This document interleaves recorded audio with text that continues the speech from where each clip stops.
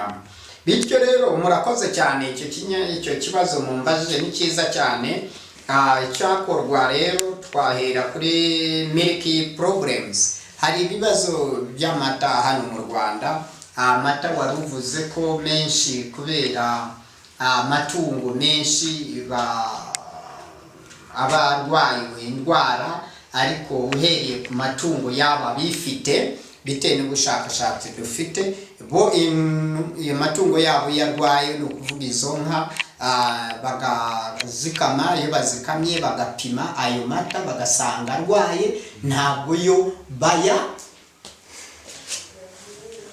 bayakora iki, ntabwo reka kuko ntabwo abakira amata ntabwo bayamenyera.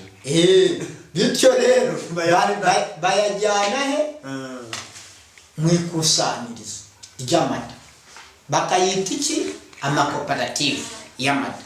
Ayo makoperative rero yari amata akomotse mu madayarizi, mu mafamu y'abakire babategetse, nanone bayavanga n'andi, noneho yose bagakora packaging, bakayashyira mu nganda batitaye kuri ubwo buziranenge butuzuye.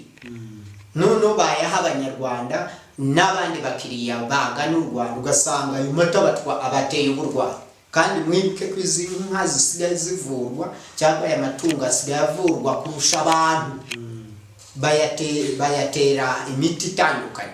Bityo rero ko bavuga amakusanyirizo y'amata ko ari meza mu Rwanda, ko bataraduha icyegeranyo cy'amata atari meza tuzuza ubuziranenge, ko tutarumva aho bayabogoya hirya no hino.